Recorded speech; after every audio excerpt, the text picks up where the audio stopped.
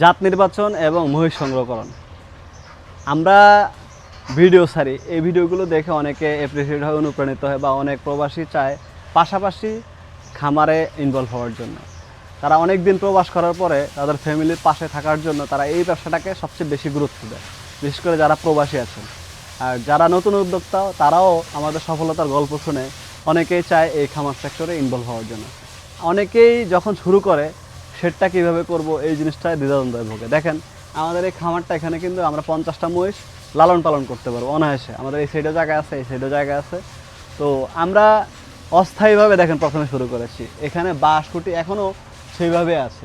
কিন্তু আমাদের যদিও এই খামারের বয়স দীর্ঘ 4-5 বছর, আমরা প্রতি বছর এই বাঁশগুলোকে সংস্করণ করি, কিন্তু এখনও সাহস পাচ্ছি না উপরে সেট করার জন্য, উপরে চাল দেওয়ার জন্য। কিন্তু প্রায় দীর্ঘ 3 থেকে 4 বছর কিন্তু আমরা একদম খোলা আকাশের নিচে লালন পালন করেছি মহিষের এই একটা সুবিধা, আপনি মহিষকে শুধু চোর থেকে বা বন্য প্রাণী থেকে যদি আপনি হেফাজতে রাখতে পারেন, মহিষের শেডের প্রয়োজন হয় না।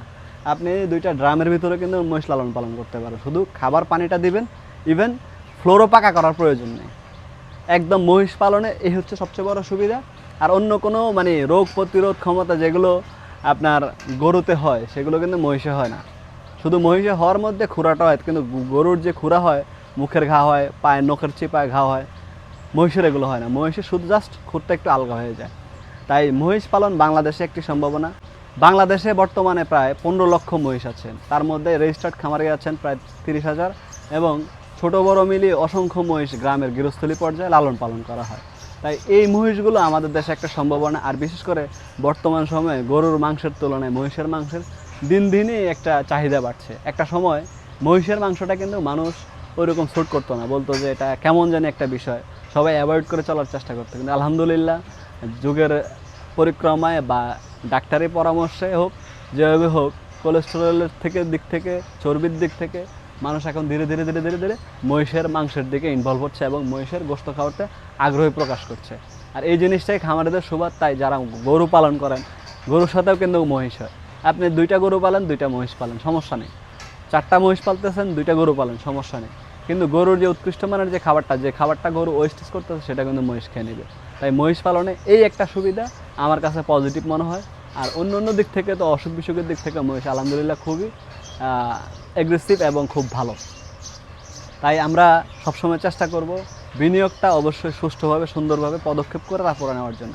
আর একটা বিষয় আমি আজকে বলে রাখি, অনেকেই আমাকে নক করেন যে ভাই আমি প্রথম অবস্থায় কী দিয়ে শুরু করব।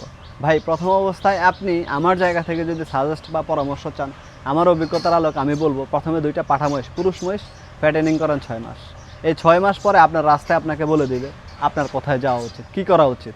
এখানে আহামরি সায়েন্স বা আহামরি কোনো কিছু নাই। আমরা আমাদের এই প্রাণীগুলোকে ভালো রাখতে হলে অবশ্যই এই বিষয়গুলো মাথায় রাখতে হবে।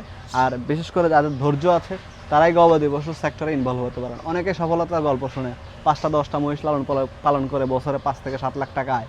কিন্তু ভাই 5-7 লাখ টাকা আয় করতে হলে যে পরিমাণ কষ্ট এবং ধৈর্য ধরা লাগে, আমার মনে হয় না কোনো সেক্টরে এত পরিমাণ ধৈর্য ধরতে হয়।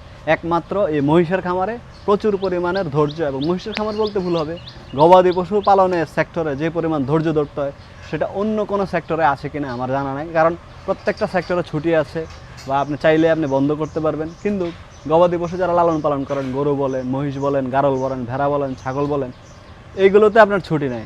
প্রত্যেক দিন 2 বেলা খাবার দিতে হবে, রেস্টে রাখতে হবে। গতানুগতিকভাবে ঝড় তুফান বিদ্যুৎ যদি না থাকে আপনাকে পানির ব্যবস্থা করতে হবে। এবং আপনি শ্বশুরবাড়ি যেতে পারবেন না, যদি মহিষের খামার বা গরুর খামার করেন। এই বিষয়গুলো বা এই মেন্টালিটির পরীক্ষা দেওয়ার জন্য আমি সবাইকে বলবো প্রথমে 2টা মহিষ ফ্যাটেনিং করেন, মোটা তাজা করেন, আনার পর কৃমি দিয়ে 6 মাস লালন পালন করেন। ওই 6 মাস আপনি আপনার সাথে ধৈর্যের একটা পরীক্ষা দেওয়া হয়ে যাবে।